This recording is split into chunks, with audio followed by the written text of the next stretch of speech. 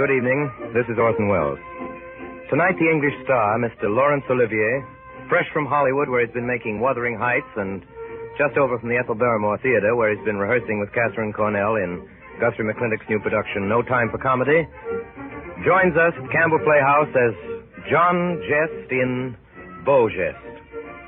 With him is your favorite villain, Mr. Noah Beery, who will bedevil Mr. Olivier and me in the bloodthirsty person of his original Sergeant Lejeune, which Noah Beery made famous in the silent picture version of P.C. Wren's celebrated romance about the Foreign Legion.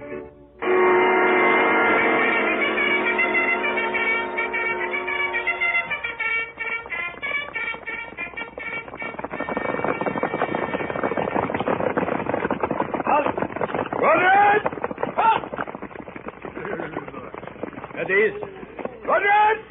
At ease! Lieutenant Marchand. Yes, sir. Give your men 30 minutes rest. And prepare to advance in open order to relieve Fort Internet. Yes, sir. Dismount! Adjutant. Yes, sir. Adjutant, you have seen war in the desert. Does anything here strike you as strange? Well, sir, if you want to know the truth... Yes? I don't like it, sir. There's something about that fort. Seems strange not to hear a sound out of them. I think they'd be cheering the relief force. They may not have seen us. The sun is behind us. Over there. Yes, sir. Sound the regimental call. Yes, sir.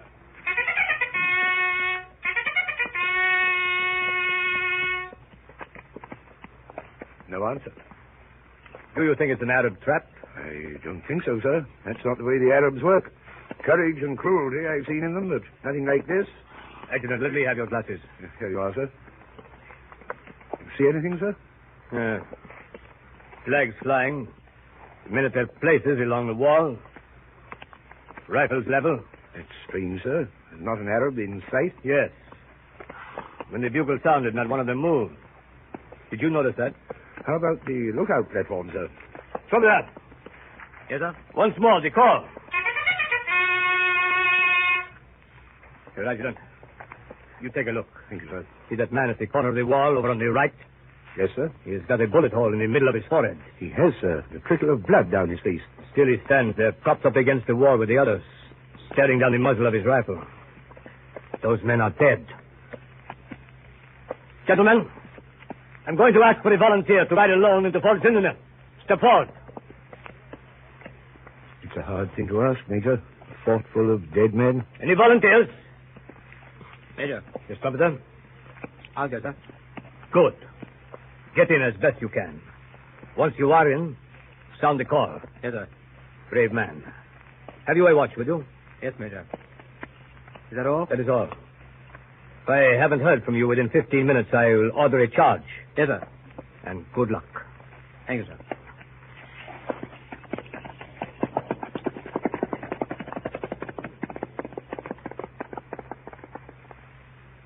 That was the last time they heard him speak. They saw him ride towards the fort, picking his way among the dead Arabs. They saw him stop under the wall of Fort Zindernet. They saw him look up at the dead faces of the men on the wall. They saw him climb up on his horse's saddle and hoist himself up. Then he disappeared. A little before the 15 minutes were over, they saw a small dark cloud in the blue sky over the fort. At first, it seemed like dust. As it grew heavier and started to swirl, they saw that it was smoke. Just before the fort burst into flames, they thought they heard the sound of a bugle playing a strange call.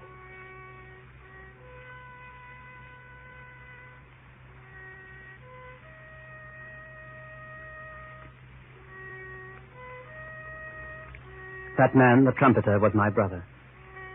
There were 3 of us, and I am the only one alive. My name is John Geste.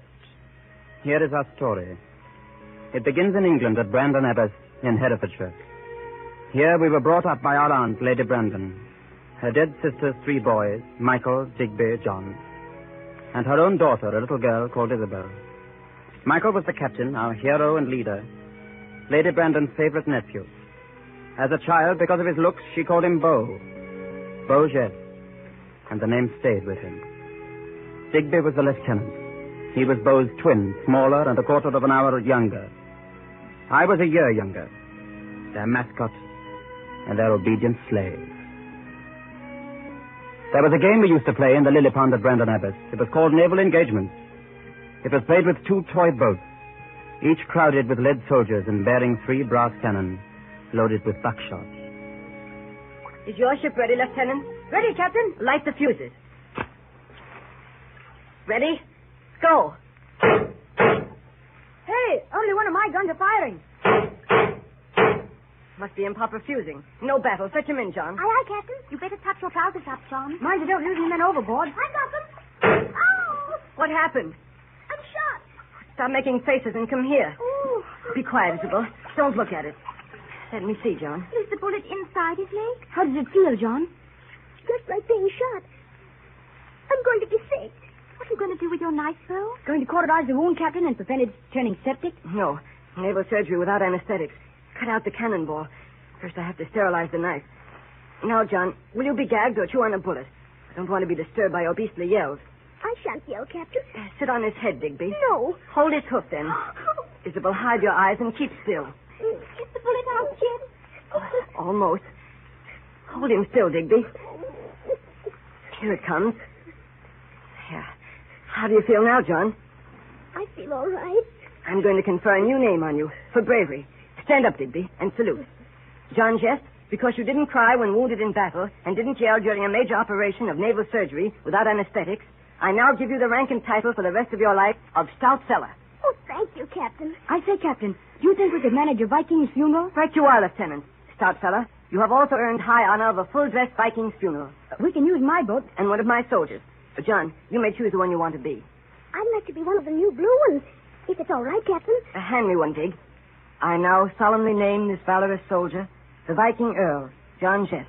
Now, put him on a matchbox filled with explosives, Dig. You sit here, Don. Stand up, everyone else. Hats off.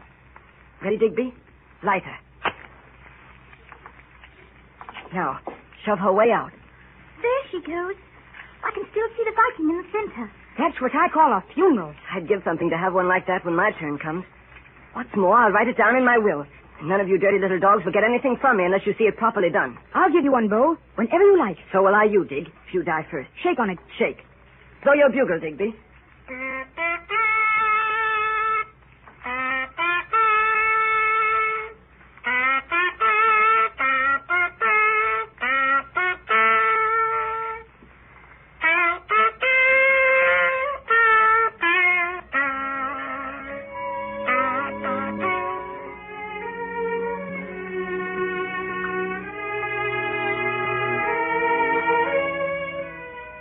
Most of the other great moments of my childhood were connected with a fabulous and historic jewel owned by Lady Brandon, the Blue Water Sapphire. It had been in the family for several generations. Often people came to see the sapphire, princes, diplomats, jewel merchants from every corner of the globe. I remember the last time I saw it. We were home for the Christmas holiday. I was 18 then. Beau and Digby were at Oxford, and I was in my last year at school. On Christmas Eve, we persuaded Lady Brandon to get out the blue water for us to look at. Just the family, Beau, Digby, myself, and Isabel. Well, there it is, children. Golly. Beauty, isn't she? Remember the Indian Maharaja who fainted dead away when he saw it? And it took 20 minutes to revive him. No wonder. It still makes me dizzy. I thought we'd never get rid of him. He kept coming back to see it again, 3 or 4 times, wasn't it, Aunt? Never mind the Maharaja. Look at the blue water. Seems to get bigger and bigger. Yeah. Makes you want to dive into it head first and just disappear inside it. I say, what's What's happened to the lights? Now, don't wander about anybody. Knock things over. The lights will go on again in a minute. They always do. It's something to do with the new power station. But, Aunt, this is the 3rd time it's happened this week. Why doesn't somebody get a candle? It's pitch black. Oh, there. I hope they stay on. Auntie, look. Look.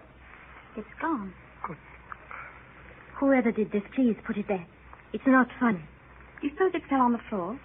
It was under the glass cover. Whoever took the blue water, please put it back at once. John, Why do you accuse me? you were nearest the table. Oh, John, nobody accused you. Put the beastly thing back. Me? I didn't take it. Oh, why don't you put it back, whoever did take it? Let's not keep on pretending. We shall all go to bed now. This room will be locked. But the key to it will be left in the little brass box in the hall. Only you 4 will know where it is. The thief will have a chance during the night to replace the sapphire without revealing his identity. If the blue water is not here in the morning, the police will be called in. No one will be spared, no matter who it is. The next morning, we found the jewel had not been returned. Only Digby and Isabel and myself were at breakfast. Beau didn't appear. Lady Brandon sent down word that no one was to leave the house. She hadn't sent for the police yet, but we expected she would any minute. It was a strange morning, wandering about the house, each of us keeping to himself, waiting for something to happen. Around noon, I went into the library. Johnny, Yes, Isabel? will you tell me something? Certainly. What? It's a silly question. Terribly silly. I know it's silly. Well? Johnny, did you take the blue water? Why, no, I didn't. Oh, I'm glad. Oh, I shouldn't have asked it, Johnny, but I wanted to hear you say it yourself. Isabel, you're crying. Oh, forgive me for asking. Isabel, what's the matter with you? Isabel, do stop crying. I can't help it. I can't help it. Johnny, I love you. Darling. Darling. I wish I knew what to say, darling. Isabel, someday we'll get married, won't we? Yes. When I've scraped together a little money and proved somehow that I'm worthy. Please kiss me, Isabel. Excuse me, could I talk to John alone? I've something rather important to say to him. Yes, of course. Bye, Don. Goodbye, darling. What are you being so melodramatic about? Beau's gone. I don't know. He left us a note. By the time you get this, I shall be well on the way to where I'm going. Please tell Aunt there's no further need to badger any of you about the blue water. If Scotland Yard is put on the trail, tell them you knew I contracted large debts at Oxford. I must have been led astray by evil companions. You and John, of course. Keep an eye on John. I bet you both. Ever yours, Beau. It can't be true. Of course it isn't true. I can't believe it. Not a Beau. Things like an open book. He's taking the blame. But who's he shielding? Perhaps he doesn't know. Look, if Beau didn't do it, then maybe I did it. You didn't, did you?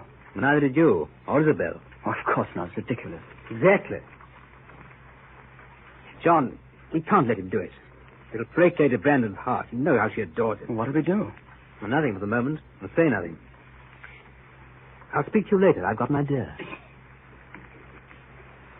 That evening, I found a note on my pillow in Digby's writing. Dear John, I can no longer let the innocent suffer for my guilty sin. By the time you get this, I shall be well on my way to where I am going. Will you please tell Aunt that Beau's noble and beautiful gesture was a lot of nonsense, and that I'm the real thief? Tell her that by the time she gets this...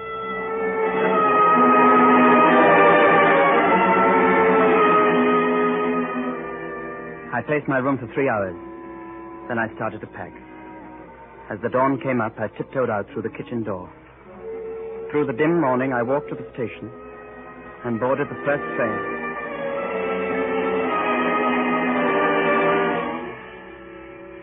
My darling, beautiful sweetheart, when you read this letter, you will be the first to agree that I cannot possibly do anything except what I am doing, although it may mean, for a time at least, being away from you, my dearly beloved. Just when we have found this miracle, our love, Isabel, dear.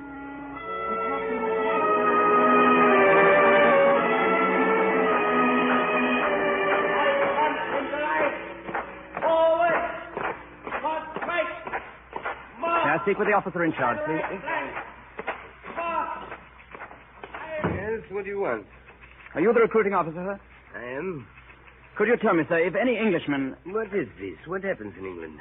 Does the British Empire suddenly export all our most excellent young men to Paris to enlist in the French Foreign Legion? Then there have been others. 2 others this week. Well, where can I catch up with them? Where can I find them? You mean if you are accepted into the Legion? Well, you've got to accept me. What do I do?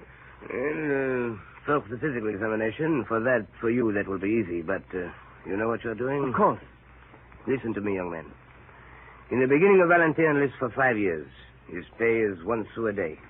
The discipline is hard. Harder than that of any army in Europe. If a man deserts from a legion, he is shot. Think it over, young man. Think it over.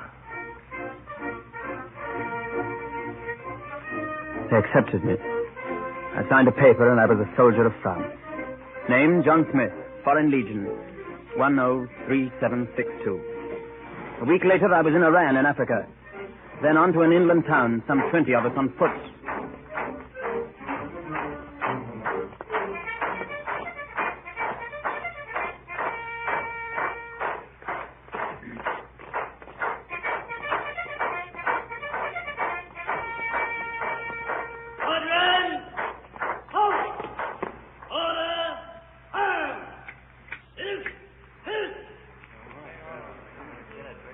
We were herded into a long shed-like building. Our heads were shaved, uniforms and kit issued to us.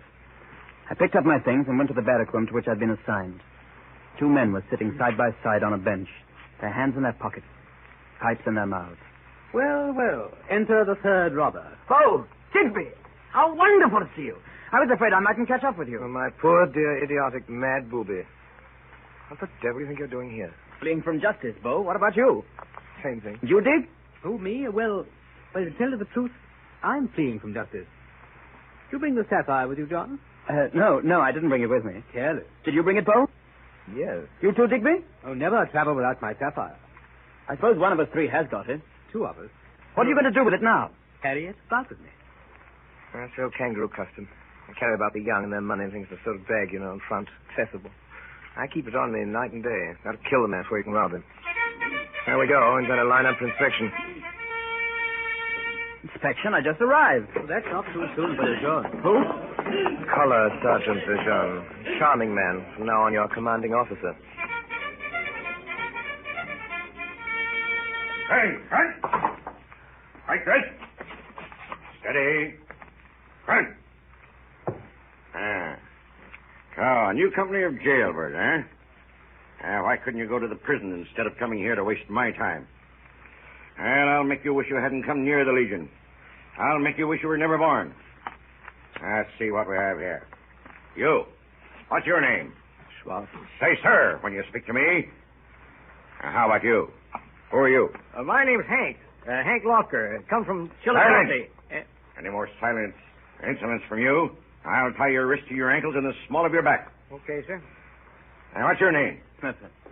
Oh, another English boy, eh? Let's see your hands. I thought so. Soft as pancakes. Never done a stroke of work in your life, eh?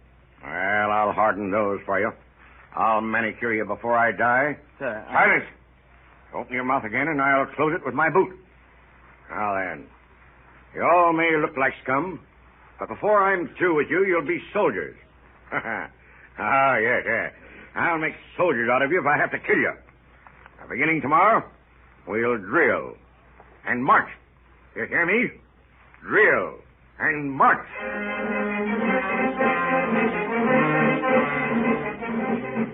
For the following weeks, we marched almost without ceasing, day after day. I can still feel the movement of my bare oiled feet in my leather shoes. We wore no stockings in the Legion. Our second month, we marched 500 miles, 30 miles a day with rifles under a heavy pack. Faster. Faster, drummer. You're soldiers now. Under my command. And under my command, you'll march. Hey, you. Schwartz. Yes, Sergeant. Keep that cap on your greasy head. Dr. Sweat, Well, what would you rather do? Sweat or croak? Hey, you. You pray. Hey, where do you think you're going? Fall out of line once more, and you will carry an extra 20 pounds of sand in your pack. Now, go on. Get back into place. Run. Corporal. Yes, Sergeant. When we make camp tonight, see that our friend Dupre gets his rest. But first, give him 25 lashes, then let him do sentry duty till midnight. And after that, Private Dupre, you can have your rest. Dupre. I can't. How many? Halt! Halt! Face! Now then, pigs. Lying before you here, you see a gentleman who wanted his rest now. And I'll show you how we wake him up in the Legion. Dupre, get up. Get up. Perhaps a boot in the ribs will help. Sergeant. Yes, Englishman. Well, what is it? My brother and I will carry him if he comes. In the Legion, every man for himself. If he doesn't want to march, he can stay here. Now, don't you worry about Dupre. He won't be alone here for long. The vultures will keep him company. All right. Detail. Well, face. Forward. Double time. Halt!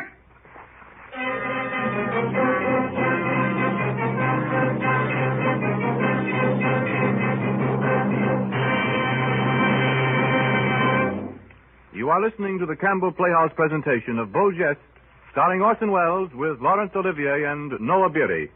This is the Columbia Broadcasting System.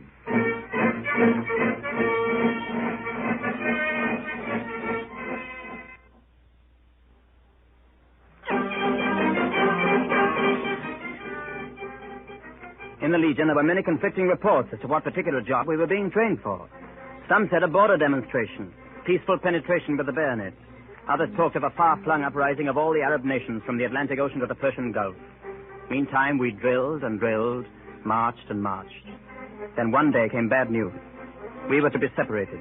Digby remained as trumpeter with the regiment in Jagadir. Beau and I, with the 2nd Company, were detailed to the worst section in the North African service, Fort Zindeneuf, 400 miles away. It was May when we set out, with Lejeune, now adjutant, in command. It took us 3 weeks to reach it. In the file beside me as we marched was the American, Hank. Hey, son. Yes? I want to tip you boys off to something. Oh? You being one of them Britishers, well, I figure, well, you mean okay anyways. Oh, thank you. Just want to tell you, there's a lot of conspiracies around this company. Now that we're getting away from civilization, things may start popping. You don't say. Yeah. Mostly they all have to do with you boys. How do you mean? Well, none of my business, of course. Boys got it figured out. You 3 brothers are a gang of international thieves. What? Hold your horses, son. Just telling you what they're saying. Seems they heard you fellas talking about some diamonds you got hidden away. They heard how one of you carries it like a kangaroo in a pouch on his stomach.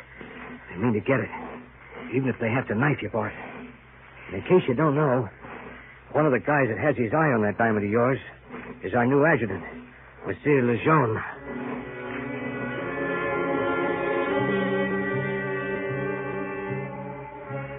At Fort Zindeneuf, we drilled all day in the sun.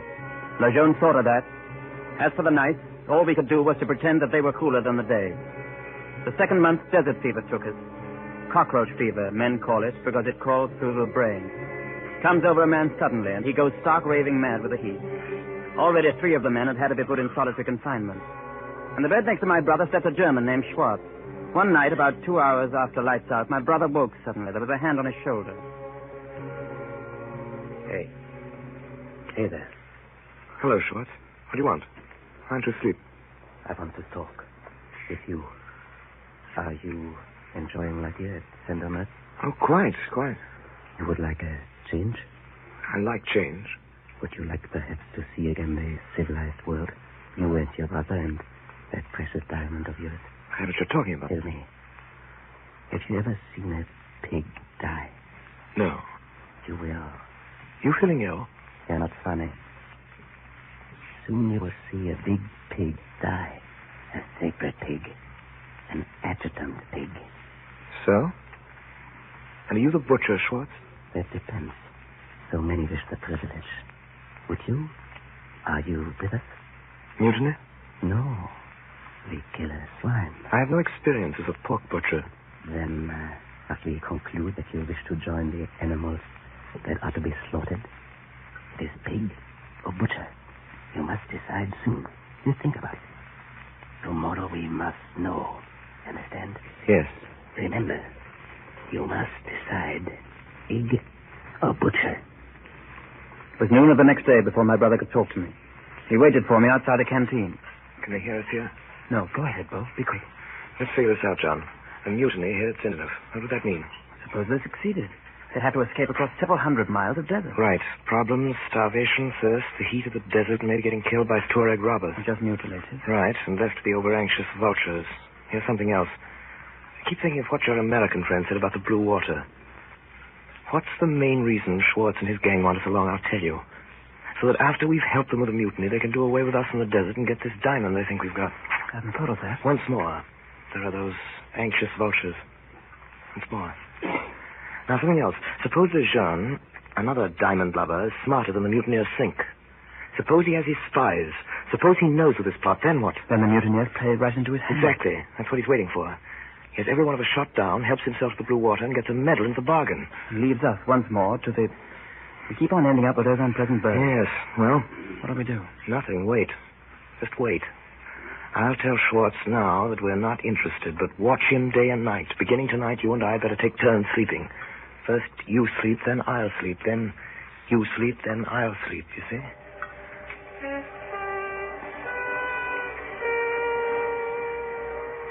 For 2 days and 2 nights, nothing happened. It was hotter than ever. Every morning as I looked into the men's eyes, I saw the desert fever rising, burning more brightly. The third night, I couldn't sleep. I lay in bed thinking of our years at Brandon Abbott, thinking of Isabel.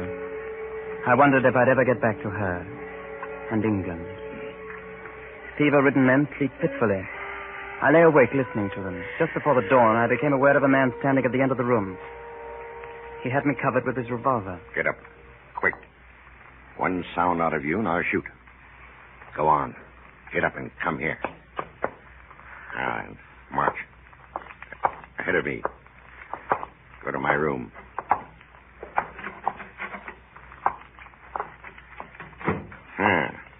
Now, let's see it. Come on, let's see it. See what? The diamond. Did you hear me? That is no diamond, Lejeune. No? I know better than that. I'll tie you out in the desert. You and your brother with your hands in the small of your back. Your mouths full of salt and sand. Then we'll see if you've got a diamond. But that'll keep. Right now, there's work to be done. You want to live? On the whole, I think so. On the whole, you do you? All right, then. Now, listen to me. I know all about this mutiny, as I know everything else done and said and thought in this port. And I know who's in it. Schwartz, Bolader, Moldani, Vogue. And I'm going to attend to it. Now. Tonight. You hear? Well, answer me. I hear you. Well, say so then. Now, you'll go back with me to that barrack room. First, wake up your brother. Get your rifles, yours and his. I'll stand at the door and cover you. You go from bed to bed and take every rifle. If any man speaks, don't answer him. If any man moves, shoot him, as a mutineering dog should be shot. You understand? I understand. Like a sound or a false move, you'll be the first that dies. All right. If you want to live, move.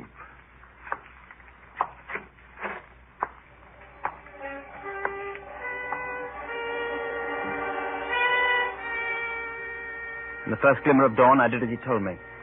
I woke my brother. There were no sentries posted that night, nobody to challenge us. We went from room to room, disarming the men as they slept. We carried their rifles upstairs, stacked them all on the flat roof.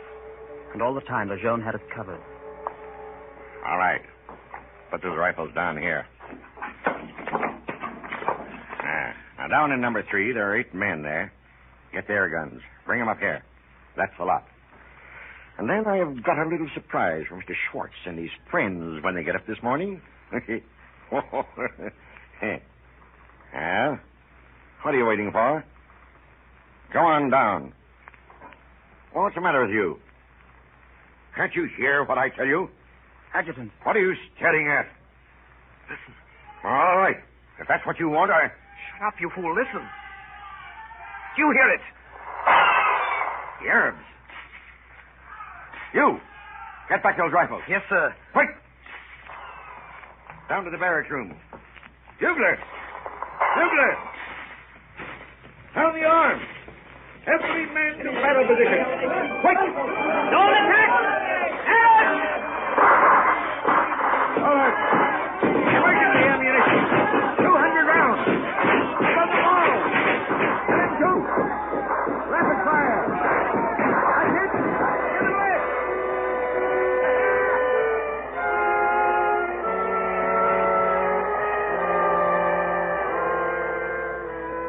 Towards noon, the Arabs retired. They fell back as suddenly as they'd come. The attack was over. But all afternoon, the Arabs kept up a desultory fire. Every now and then, a man was hit. Undercover. Haven't you got any sense? Corporal, take that man downstairs. Give him first aid. Be back in 5 minutes, you hear? Yes, sir. Schwartz! Schwartz! Yes, sir. Come up here. Up on the wall. Yes, sir. Look out there, toward the oasis. Tell me, what do you see? They're climbing the tree, sir. They're shooting down at us from the trees. Exactly, Mr. Schwartz. They are shooting at us from the trees. Now We'll have to get those Arabs down from those trees, won't we, Mr. Schwartz? Yes, Adjutant. All right, Mr. Schwartz. Now, you climb up to that high lookout platform. But, Adjutant... And from there, you'll get a good shot at those Arabs. Please, Until they get you. Up! But, Adjutant... Get up there, I tell you. Go on, or I'll shoot you myself. That's it. Go on up. And while you're up there, maybe you can think up some more plots. Go on. Get up there.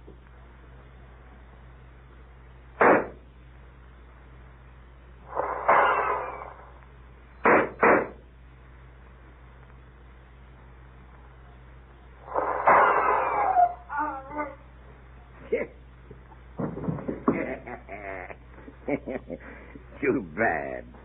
Brave soldier. Just died for the Republic, eh? And one mutineer less. Now then, mutineer number 2. Balladair. Yes, sir. You're next. Yes, sir. Get up on that platform, Mr. Balladair. Go on. Climb.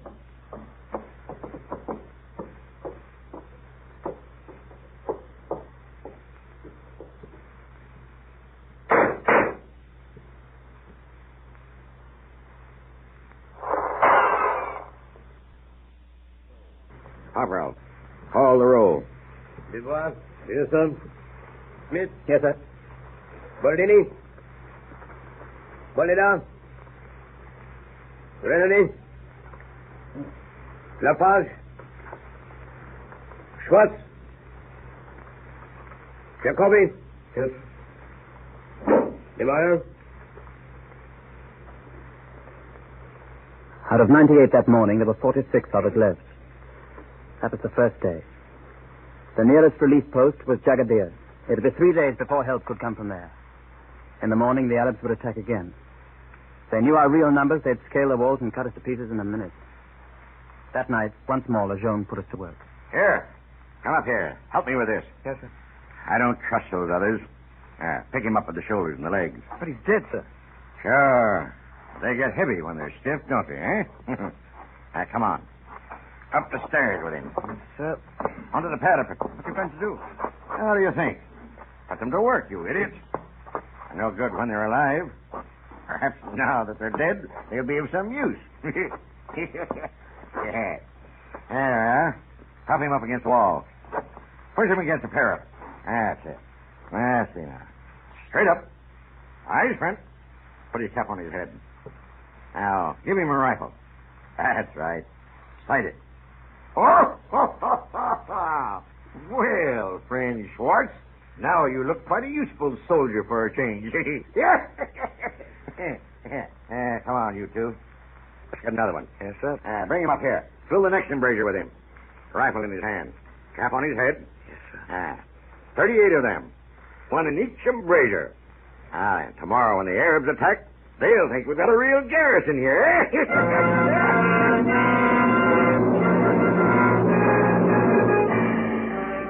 It worked. The next morning, the Arabs attacked again, but they kept their distance. All day, their fire poured into the fort, and inside, a handful of desperate men ran from parapet to parapet, shooting over the dead men's shoulders. Whenever a man fell, Lejeune would pick him up and put him back in his place on the parapet. He seemed to take a ghoulish delight in arranging them and sighting their rifles and putting their caps on straight. Once or twice, he lit cigarettes for the dead men. Cigarettes gradually burned till they were spent in the dead men's mouths. But it worked. At the end of the day, they withdrew beyond the sandhills. And now, my merry friends, before we go to sleep, we're going to have a little celebration. Yeah, just the few of us. We'll celebrate what a good time we're having. We'll let the Arabs hear us. We'll let them see how little we need to worry. How gay we are. We're going to laugh. Laugh, I tell you. Now, do you hear me? Laugh.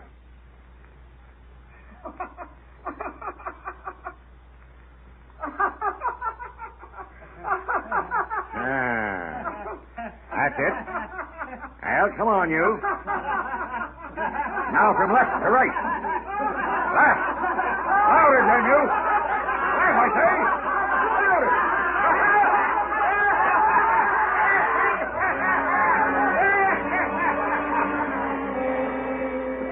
In the middle of the silent quadrangle of dead men standing guard, we celebrated for hours, until we lay back exhausted on the stone roof of the fort. Late that night, Beau dragged himself near me. Got a cigarette, John? Just two, here. Looks like the last lap, Johnny. Last cigarette. Oh, it's nothing. Relief is halfway here by now. Hope so. John, if I die and you don't, why don't you do something for me? Of course, Beau. There are 2 letters in my pocket and a small package and a money belt around my waist. One letter's a sort of public letter, the other's for Lady Brandon. Package is for her, too, only the package isn't really important. The letter is important, though. Whatever you do, swear you'll give her that letter. Beau, don't talk like that. You're not going to die. Maybe I'll die. Maybe we'll both die. Maybe neither of us will. Don't know, Johnny. I just feel it in my bones. Johnny, will you swear? Of course I will. Good. Well, goodbye, dear old Johnny. Wish to heaven I hadn't dragged you into this, but I think you'll come out all right. Give my love to Dig, will you? And here's the bill. I hope someday you two will be very happy. In the morning, the fighting started again. The same tactics again, running along the walls, shooting dead men's guns. By noon, there were only 7 of us left. 2 hours later, there were only 4. Each took one wall. We ran like men possessed, shooting, running. We never looked at each other. It was late in the afternoon when I saw that Beau had fallen. He lay there under the north wall, motionless, and I couldn't get to him. After that, I can remember nothing until it was night.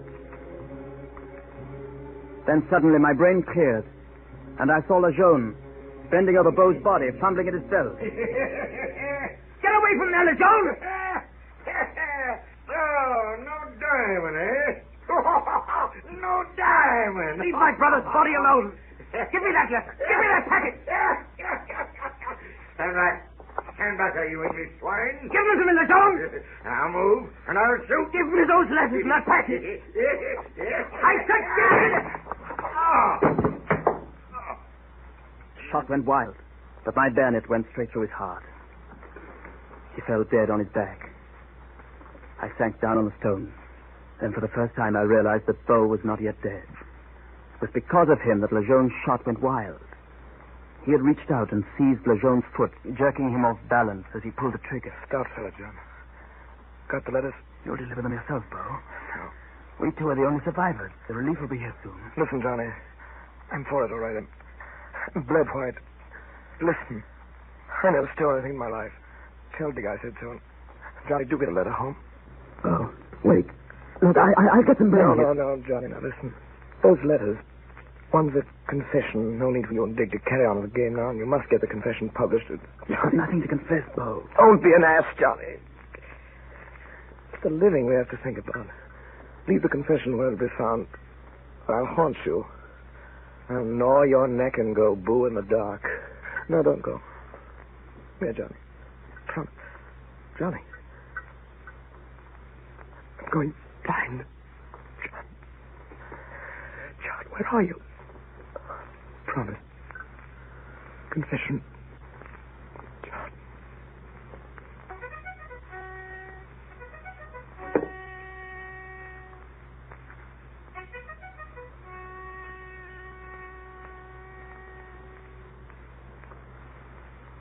John. John, wake up. Listen. You've got to listen. Wake up. Try hard. Where am I? Where's Beau? This is Digby. Digby, you hear? You're in the fort at Vindeneuf. Beau's dead. And you've killed Lejeune. Good thing, too. But the Legion won't look at it that way. We've got to escape quickly. Digby, how did you get here? Relief squadron from Jagadir. We heard there'd been an attack. We came up to the walls and saw the dead men looking out. They wanted the man to go into the fort alone. I volunteered. They're outside there now. If I don't get the call within 15 minutes, they'll charge. We've only got 5 minutes left. Where's Beau? Where's Beau? On his bed downstairs. Come, John. There's something we've got to do. You know what he'd have wanted. A Viking's funeral. That's right. We promised that day. At Brandon Abbott. Now, quick, help me. I piled wood around him and sprinkled oil on the wood and all over the barracks. It's all ready. There's just one more detail. Get up, John, quick. What are you doing? Remember, a Viking's funeral needs a dog. Don't you remember? A dog at the feet of the captain. Well, there's a dog. Lejeune. Dick, have you gone mad, too? Harry, we haven't time to lose. Help me. He wanted a full Viking funeral. He'll get it. We dragged the body of Lejeune down the stairs to the barrack room and laid it at Beau's feet. Digby knelt down and struck a match. As he threw the match toward the bed, we raced back up the stairs. A moment later, the flames leaped high into the air.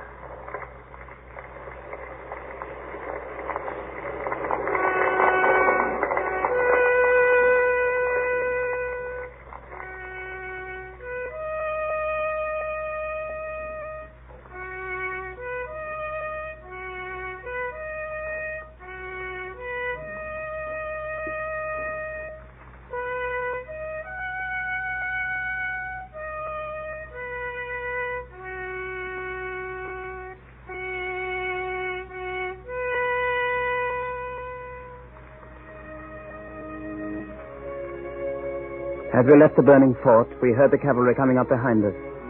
In the confusion of the fire, we escaped, heading west towards the coast. 5 weeks later, I saw the sea.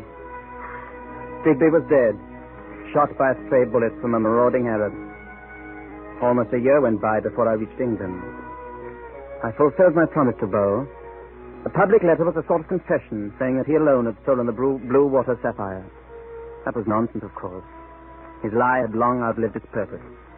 The other note, the one to Lady Brandon, she read aloud to us, to Isabel and me. As she read, I seemed to hear the voice of Beau himself. Beau smiling and talking to us across all those miles from that land of the dead, from Zindaners. Dear Auntie, when you get this, I shall be dead. You've read it through. Perhaps you'll forgive me for doing what I thought was best. You see, I thought I was doing something that might in some measure repay you for your great goodness to me and my brothers. My dear Aunt, I knew you'd sold the blue water to the Maharaja in order to keep the estate going, for our sake and for the sake of the tenants. I also knew you were frightened that the sale would become known, for technically you had no right to sell the jewel, which was left you in trust. I knew you'd had a duplicate made, and I kept thinking how splendid it would be if we had a jewel robbery and the blue water substitute was stolen. You could put Scotland Yard on the trail as a burglar, and as long as it didn't catch you and recover the sapphire, everything would be splendid. And everything would have turned out fine, too, if those incredible brothers of mine hadn't gone and bolted to a possibility that never occurred to me. Well, I hope my idea did work in part, anyway, and that your secret has been kept. How can we ever repay all that you did for us? My love to you and to the others, too. And all the happiness in the world to John and Isabel, your nephew. Beau Geste.